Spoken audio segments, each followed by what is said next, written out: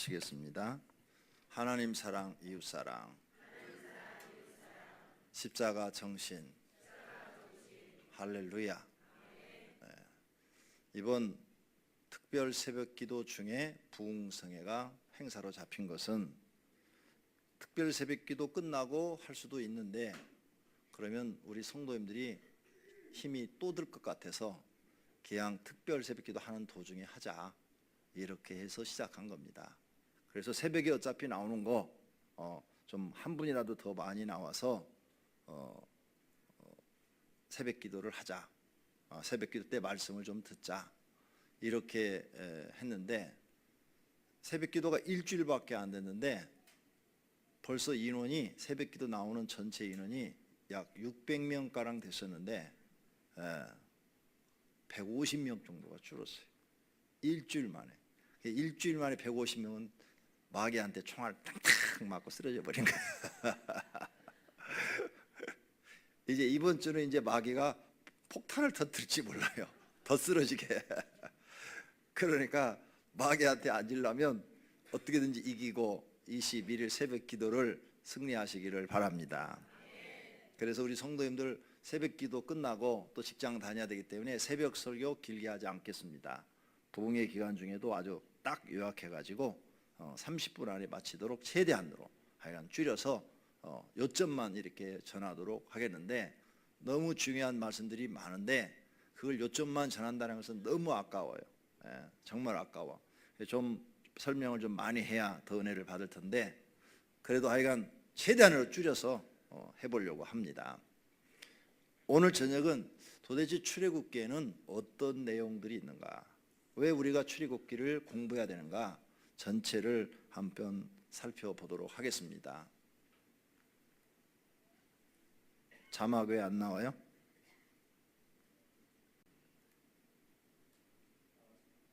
네, 나왔어요. 출애굽기의 중요한 내용을 일단 우리가 알아야 돼요. 출애굽기는 크게 둘로 나눌 수가 있는데, 1장에서 18장은 애굽으로부터 구원의 역사가 기록되어 있어요. 그리고 19장에서부터 40장까지는 시내산의 언약과 이스라엘 백성들의 삶에 대해서 나와 있어요. 이 출애굽기는 둘로 나눈다면 애굽으로부터 구원받은 역사, 그리고 시내산의 언약. 그래서 시내산에서 십계명을 하나님이 주시면서 이스라엘 백성과 언약을 맺었어요. 그 언약을 지키면 너희는 계속 하나님의 축복을 받을 것이고, 언약을 어기면 너희는 벌을 받게 될 것이다. 왜? 언약을 파기했으니까. 파기한 너희는 특별히 하나님의 선택을 받은 자의 축복을 놓치는 기회가 된다는 거죠. 그러므로 너희는 축복을 놓칠 뿐더러 축복을 놓침과 동시에 자동적으로 마귀가 너희들을 괴롭혀서 엄청난 벌이 임하게 된다는 것입니다. 이런 언약을 이스라엘 백성과 맺었어요. 이 내용을 이제 좀 더 나누면은, 첫째로 애굽으로부터 구원의 역사 1에서부터 18장은 이걸 좀 분해를 해서 내용을 좀 더 세분화시키면, 1장은 애굽의 노예 생활에 대해서 나왔어요.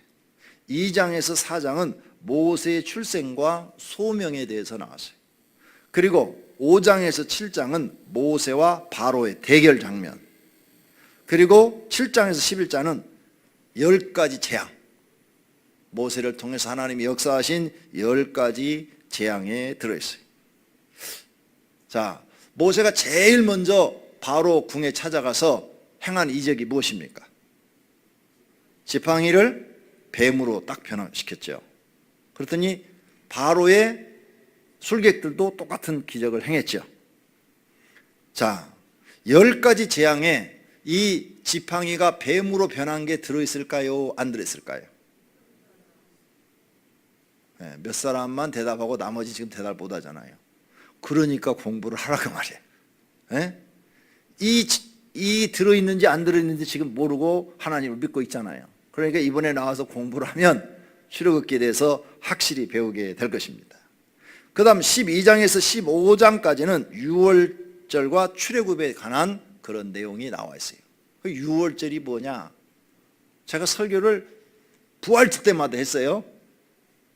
그때 설교를 관심 있게 들은 분은 지금 기억을 하겠지만 건성으로 들은 분은 6월절이 뭐야? 6월 달에 있는 건가? 이렇게 생각할 수도 있어요. 그 다음 15장에서부터 18장까지는 광야 생활에서 하나님의 보호, 이스라엘 백성이 광야로 나갔는데 거기서 하나님이 어떻게 그들을 보호해 주셨는가 하는 내용이 담겨 있습니다.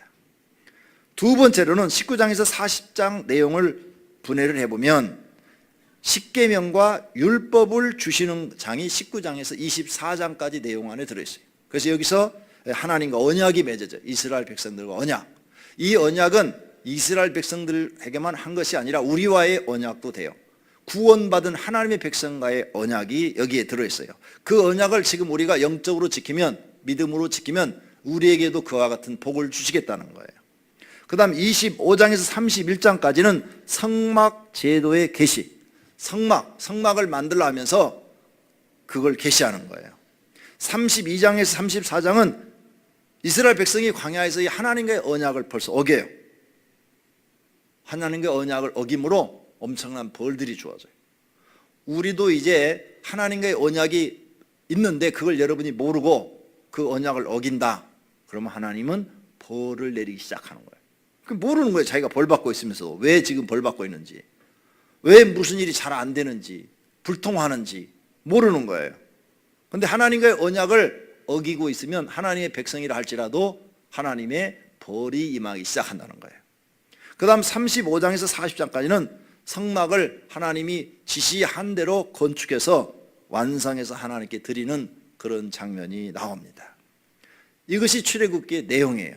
그런데 이렇게 하면 여러분이 이해하기가 어려워요. 그래서 좀 더 쉽게 어떻게 하면 가르쳐 줄 수 있을까? 그래가지고 여러 가지 방법으로 연구를 해서 쉽게 성도님들에게 전달할 수 있도록 준비를 했습니다.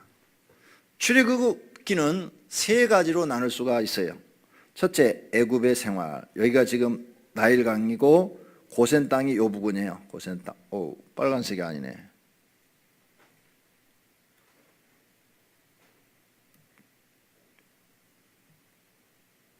색상이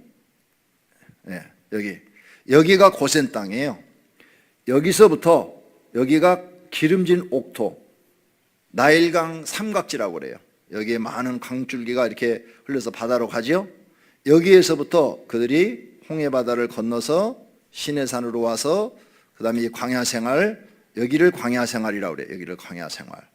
이 광야생활을 한 다음에 그 다음에 그들이 가데스 바네아까지 올라갔다가 다시 백에서 우측으로 해서 에돔 땅, 모압, 암몬 지나가지고 요단강을 건너서 여기가 가나안 땅이에요. 가나안 땅. 이 가나안 땅에 들어가는. 그래서 출애굽기는 애굽 땅, 광야 생활, 가나안 땅, 젖과 꿀이 흐르는 가나안 땅, 이렇게 셋으로 나눠져 있다는 것입니다.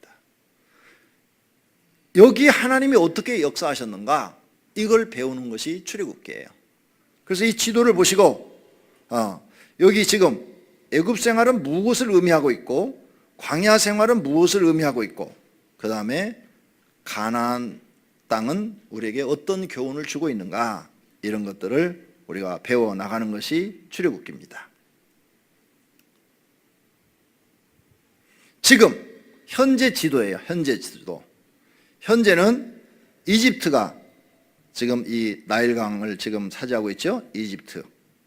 이집트의 땅이 여기 지금 광야지대까지 다 지금 이집트가 차지하고 있죠. 그 다음에 이스라엘 땅이 지금 이렇게 돼 있고 오른쪽에 요르단이 있고, 지금 사고가 나서 내전 중인 나라가 시리아죠. 그래서 시리아 다마스커스가 나오죠. 거기가 다메섹이에요. 신약 성경에 나오는 다메섹이 다마스커스예요. 거가 이 시리아죠. 시리아 다마스커스. 자, 그러면 지금 현재 지도를 놓고 이 애굽 땅에서, 애굽 땅이 굉장히 크죠. 애굽 땅에서 그들이 광야로 와가지고 광야에서 가나안 땅에 들어가지 못하고 요르단 쪽으로 올라가가지고 이렇게 해서 가나안 복지에 들어가는 거죠. 이 과정이 우리가 출애굽기를 통해서 공부할 과정인 것입니다.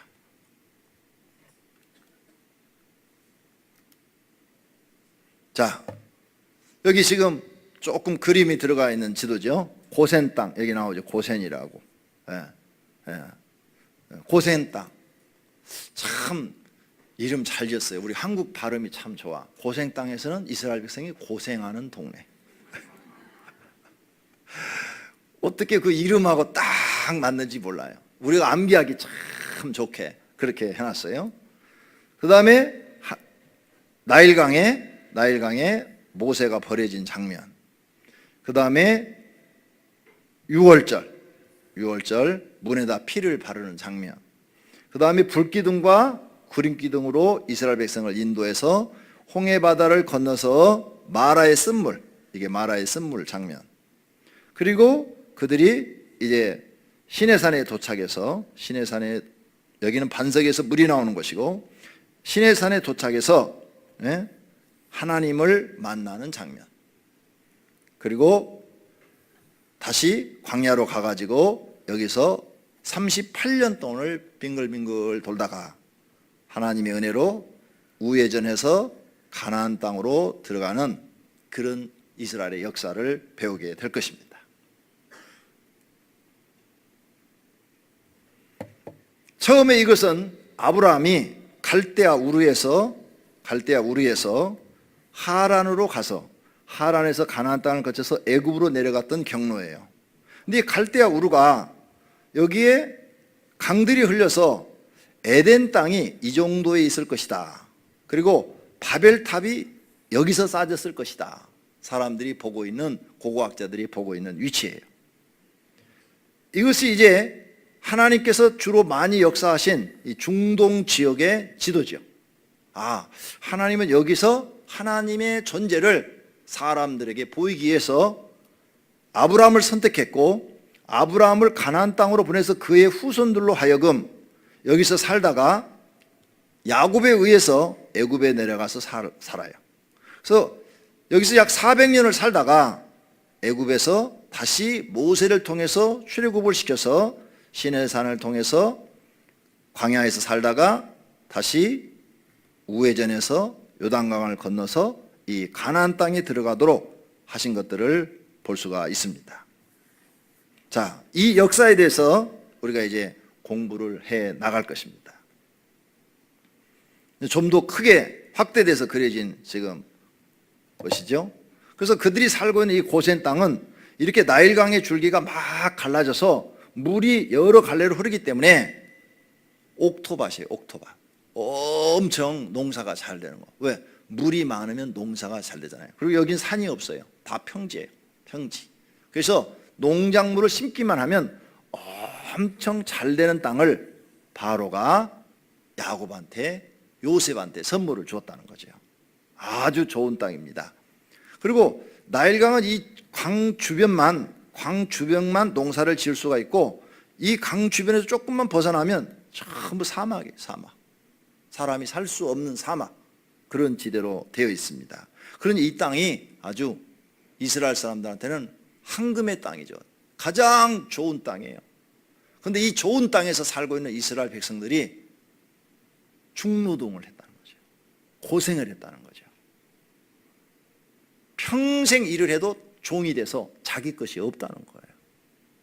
땅은 너무나 좋은데 물도 많고 겉으로 보기에는 행복해 보이는데 그들은 삶은 고달프고 괴로운 삶이었다는 거예요. 그래서 영적으로 성경에는 언제나 영적인 의미가 있어요.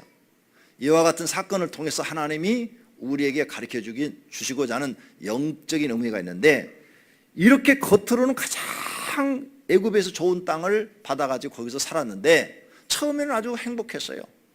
부족한 게 없었어요. 너무너무 좋았어요. 이스라엘 땅에 비하면 여기 땅이 너무 좋았어요.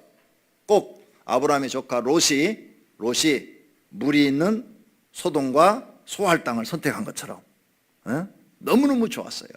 그래서 살기가 처음엔 너무너무 좋아서 하나님 잊어버리고 살 정도로 잘 살았어요.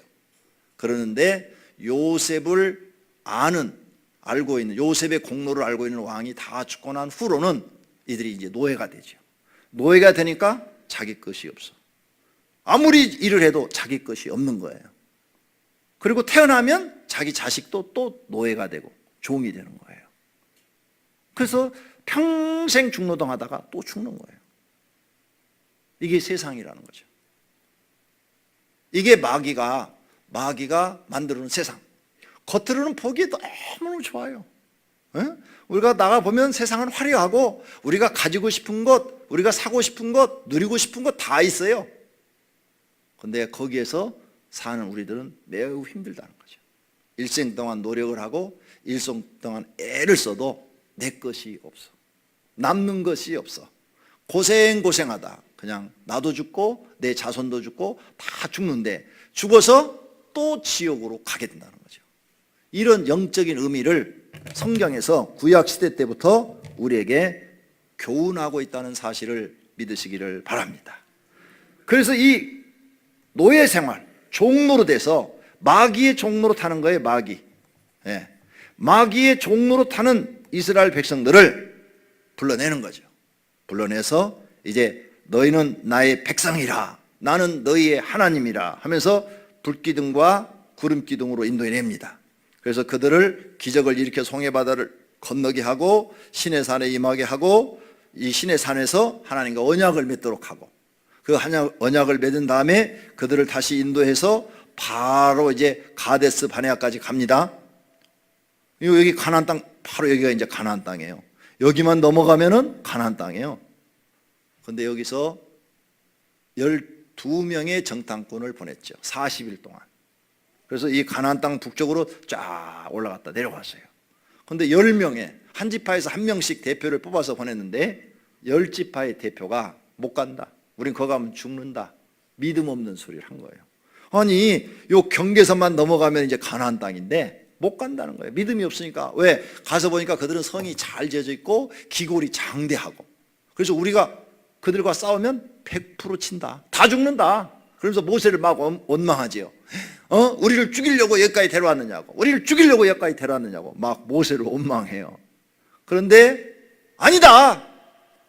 지금까지 하나님이 우리를 도우신 역사를 봐라. 여기까지 우리가 지금 오는 동안에 우리 앞에 수많은 대적이 있었다. 애굽도 있었고 아말렉도 있었고 수많은 대적이 있었지만 하나님이 우리를 여기까지 인도하시지 않았느냐. 그까지 대적이 문제냐?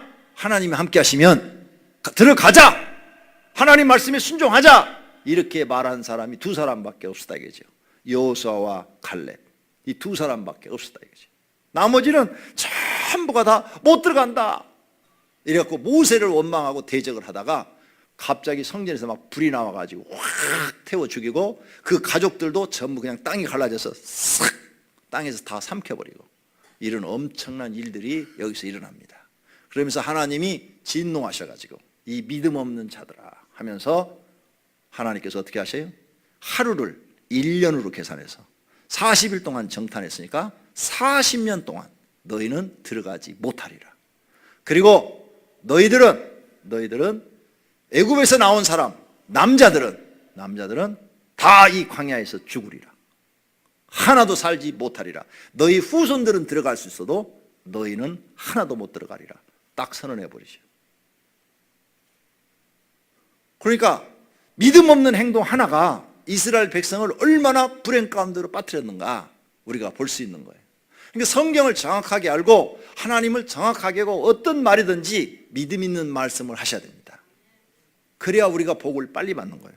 아니 다 갔어요. 그냥 넘어가기만 하면 돼. 순종하고 가기만 하면 언제 지네가 싸웠나? 하나님이 싸웠지. 근데 무서웠던 거예요. 사람의 생각으로는 두려웠던 거예요. 그래서 결국은 못 들어갑니다. 이렇게 해서 이스라엘 백성들은 여기서 빙글빙글 돌면서 40년을 살아요. 여기는 사막지대요, 광야지대입니다. 네. 살다가 40년 후에 다 죽었어요. 다 죽고 이제 이스라엘 백성들 여기서 새로 태어난 사람들 그리고 만 20세 이하의 사람들만 하나님께서 살려가지고 들여보내고 나이 많은 사람은 여호수아, 갈렙, 모세밖에 없어요. 아론도 여기서 죽어요. 여기서. 이 세 사람만이 가나안 땅 앞에까지 가다가 모세 죽고 들어간 사람은 여호수아와 갈렙밖에 없는 거예요. 하나님이 약속한 땅에는. 이렇게 우리는 성경을 통해서 뭘 배우느냐? 하나님이 어떻게 우리에게 일하시는가, 그걸 배워야 돼요. 이 출애굽기가 그걸 가르쳐줘요. 그래서 여기 애굽 땅은 마귀의 종된 생활을 가르쳐주고, 그 다음에 광야 생활은 하나님의 백성의 생활을 가르쳐줘요. 하나님의 백성은 어떻게 살아야 된다. 그래서 하나님의 백성이 믿음으로 살았을 때는 어떠한 복이 임했고, 하나님의 백성이 살다가 문제가 생겼을 때는 어떠한 일들이 일어나고, 또 우리가 믿음으로 지금 하나님을 믿고 가는데 우리 인생은 뭐냐? 나그네 길이요, 광야 생활이라 이거예요. 그래서 여기 천막 치고 살잖아요. 천막 치고 사니까 매일 이동을 하니까 나그네 길이잖아요. 그래서 우리 인생은 나그네 길이라는 것을 암시해 주시는 거예요. 너희 인생은 나그네 길이다. 그래서 하나님 믿는 백성은 음식도 누가 주는 걸 뭐냐? 하나님 주신 만나를 가지고 먹고 사는 거예요. 하나님 주신 만나. 그래서 40년 동안 하나님이 만나를 내려서 먹여주시는 거죠. 그러니까 성도의 생활을 배울 수 있어요. 여기서 복받는 성도의 생활, 벌받는 성도의 생활을 이 광야의 생활 속에서 볼 수가 있어요. 여기서 제대로 배우면, 아, 내가 이렇게 살면 복을 받고 이렇게 살면 벌을 받는구나. 이게 광야 생활에서 다 가르쳐 주는 거예요. 이걸 제대로 배워야 이제, 아, 내가 이제 벌을 받는 생활을 할 게 아니라 복 받는 신앙생활을 해야 되겠다. 이렇게 우리는 교훈을 얻을 수 있는 줄로 믿습니다. 할렐루야. 그 다음에 이 가나안 땅은 뭘 얘기하느냐? 하나님이 주신 축복의 땅인데 천국을 상징합니다. 하나님 나라, 젖과 꿀이 흐르는 땅이라 표현하셨죠. 그러니까 하나님이 주신 축복의 나라, 이 땅에서도 이제 세상 고난을 다 끝내고 하나님의 축복 속에서 사는 그런 나라를 암시하기도 하고, 또 천국을 암시하기도 합니다. 천국을 암시하는 것은 여기는 마귀의 종된 생활, 하나님의 백성의 생활, 하나님의 백성이 요단강 건너가서 천국에 들어가는 생활, 이것을 우리에게 하나님께서 구약 시대 때부터 교훈하고 있다는 사실입니다. 이러한 사실을 우리가 확실히 알고 신앙생활하면 앞으로 믿음에 큰 도움이 될 줄로 믿습니다. 할렐루야. 네. 그래서 지금 여기 시내산에서 다시 출발해서 가데스 바네아 이렇게 써져 있죠. 이게 지금 여기를 얘기하는 거예요. 여기가 약속의 땅이니까 다 들어갔어요, 안 들어갔어요? 다 들어간 거예요. 그냥 조금만 더 가면 이제 된 거야. 그런데 하나님의 말씀을 의심하고 하나님의 능력을 의심해가지고 복을 얻지 못하고 고생을 해서 이렇게 광야에서 뺑글뺑글 돌면서 생활했다고 지금 이렇게 저자가 표현을 해놓은 겁니다. 그런데 사실은 여기서 뺑글뺑글 돌지 않았어요. 여기서 돌았어요. 여기서 돌다가 이렇게 해서 바로 들어갑니다. 자, 그러면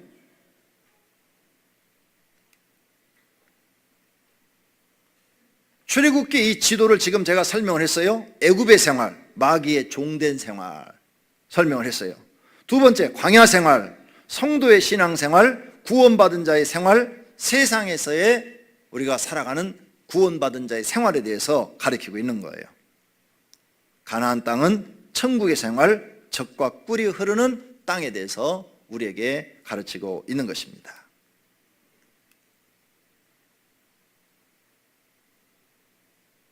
하나님은 지구라는 커다란 별 속에서 아브라함을 선택해서 그 아브라함을 가나안 땅으로 이주시킨 다음에 이 가나안 땅에서 하나님이 살아계신 것을 느끼게 하셨어요. 이 가나안 땅은 아주 특별한 땅인데 이게 지중해예요. 지금 로마가 군대를 일으켜서 이집트를 점령하려면 반드시 이 땅을 지나야 돼요. 그렇죠? 그 다음에 바벨론 제국이 여기서 일어났어요. 바벨론 제국이 이집트를 점령하려도 반드시 이 땅을 건너야 돼. 아니면 여긴 바다니까. 육지로 가려면 여기 이스라엘 땅을 지나야 돼. 알렉산더가 또 이쪽에서 일어났죠. 알렉산더도 그리스니까 로마 가기 전에 일어나가지고 애굽을 점령하려도 여기를 지나야 돼. 이 가나안 땅은 구약 역사의 중심지예요, 중심지. 그리고 어떤 강대국든지 일어나면 반드시 여기를 지나가야 돼요. 아수르도 이 부분에서 일어났어요. 아수르를 바벨론이 점령을 했으니까 아수르 제국이 애국과 전쟁을 하는데도 여기를 지나야 돼, 가나안 땅을. 그러니까 이 전쟁의 길목이에요. 전쟁의 길목. 애굽이 나라를 확장하려도 여기를 또 지나야 돼. 전쟁의 길목이 바로 이 가나안 땅이에요. 그러니까 이 땅은 하나님이 지켜주지 않으면 살 수 없는 땅이에요. 그러니까 이스라엘 백성들한테 이 땅을 주어놓고는 누구만 의지하라는 거예요? 하나님만 의지하라. 너희는 하나님만 바라보라는 거예요. 그래서 하나님만 바라볼 때는 다 지켜줬어요. 다윗이 하나님만 의지할 때 다 지켜줬죠. 히스기야도 여기서 하나님을 의지하니까 거대한 아수르 제국이 오히려 졌어요. 하나님이 지켜주시는 거야. 그래서 이 땅은 아주 전략적인 아주 중요한 요충지죠. 요충지. 그걸 주어놓고 너희는 오직 하나님만 바라봐라. 하나님을 떠나면 너희는 이 전쟁에 휩쓸려서 못 살 수밖에 없다. 가난해질 수밖에 없다. 이런 땅이 가나안 땅이에요. 그래서 하나님은 여기를 하나님의 존재를 세상 모든 사람들에게 알리는 무대의 중앙에다 세우는 거죠.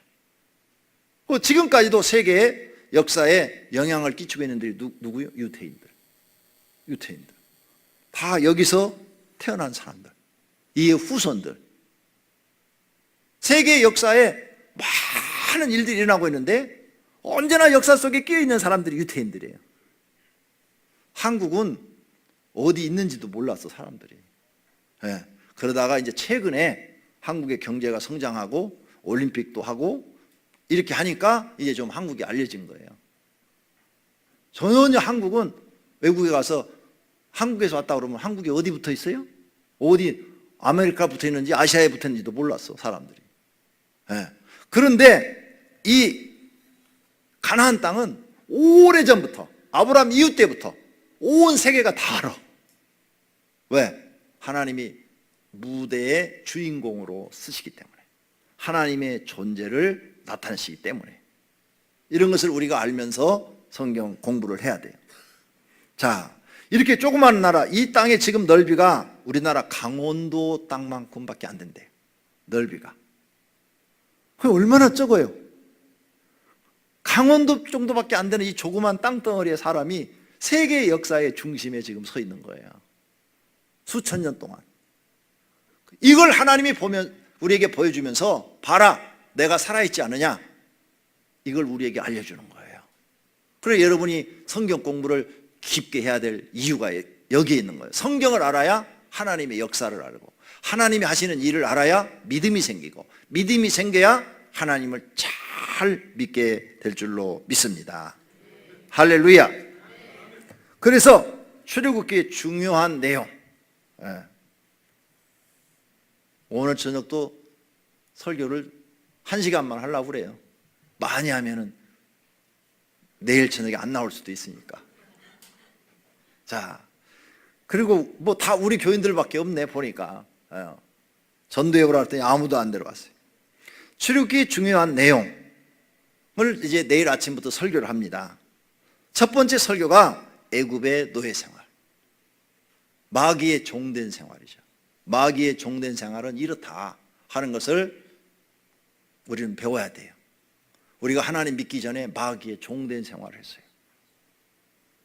겉으로 보기에는 화려하고 멋있는 서울 땅에 살고 있어요.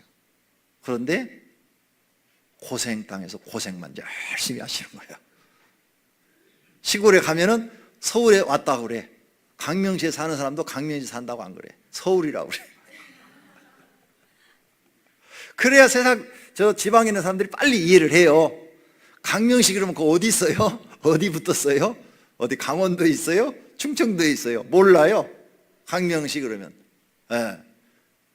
그런데 겉으로는 서울 사는데, 그럼 서울 살면 모든 사람이 다 잘 사는 줄 알아. 그런데 시골 사람보다도 못 살아. 시골의 할머니 할아버지들은 서울 남산 타워도 갔다 오고 경복궁도 갔다 오고 덕수궁도 갔다 왔는데 여기 서울 사시는 분들은 거기 안 갔다 오신 분이 많어. 한강 유람선도 못 타봤어.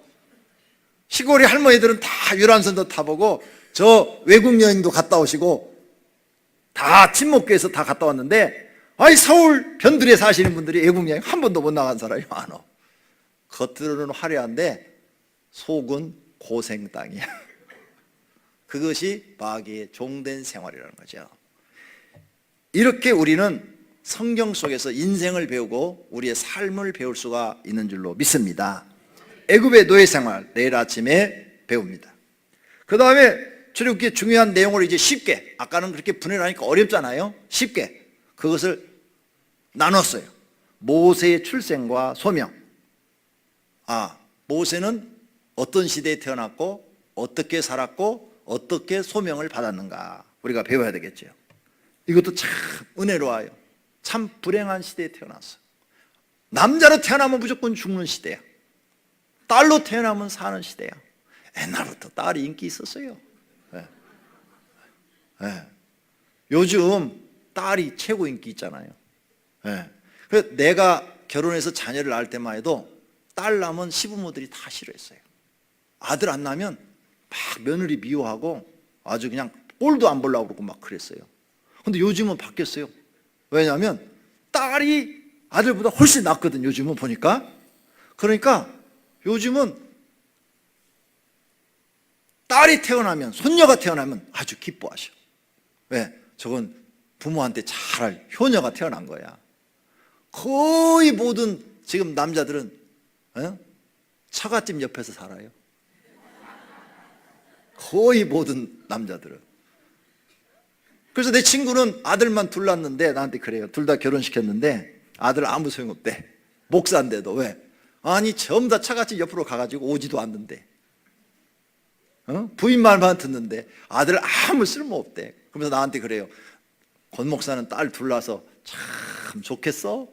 그래서는 그건 내가 낳은 게 아니고 하나님이 그렇게 선물로 주신 거야. 지금 시대는 딸이 더 인정받는 시대예요. 그리고 호적 제도도 없어져 버렸잖아요. 이제는 딸 이름으로도 자기 자녀 출생신고 할 수 있도록 돼버렸잖아요. 세상이 참 많이 바뀐 거죠. 근데 지금도 아들 낳기를 원하는 시어머니들이 계시대요. 그분들은 생각 좀 많이 해봐야 돼.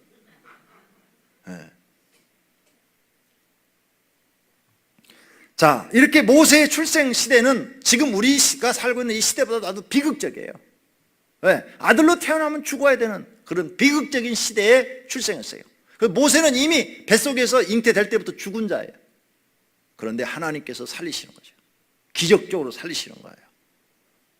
지금 우리의 삶 속에 죽은 것 같은 삶을 살지라도 하나님의 은혜를 받으면 우리는 살 수 있는 줄로 믿습니다.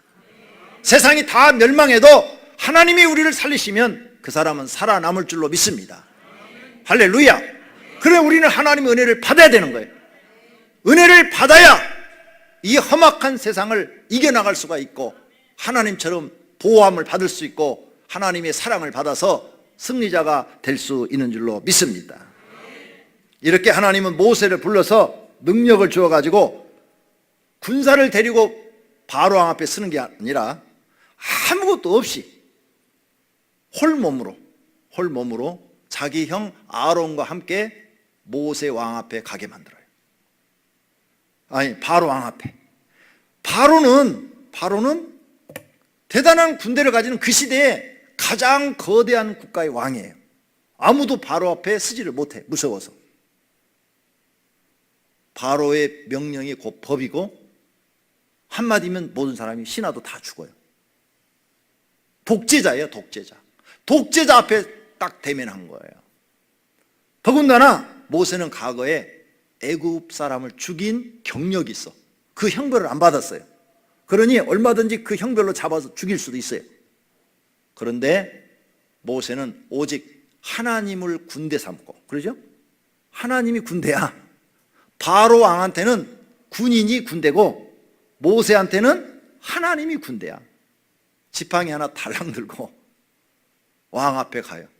그리고 왕과 경쟁을 해. 왕과 싸워요. 그런데 바로 왕이 망해요. 그리고 모세가 승리를 해요. 할렐루야. 마귀의 나라에서 마귀가 하나님 앞에 꼼짝 못하고 멸망당하는 모습을 우리는 보는 거예요. 성도님들이 지금 세상에서 아무리 힘들어도 하나님이 여러분을 도우시면 어떤 일이든지 성공해낼 수 있는 줄로 믿습니다. 할렐루야. 이게 우리 하나님이라는 거죠. 그 하나님을 여러분이 아버지라 부르고 믿고 힘있게 나아가라는 거예요. 그럼 하나님이 도와주신다는 거예요. 언약만 지키라는 거예요. 그러면 하나님이 약속한 대로 축복하시겠다는 거예요. 이걸 우리는 배워야 할 줄로 믿습니다. 모세는 군대가 없어요. 하나님이 군대, 하나님. 그러니까 하나님 빼기 최고인 거죠.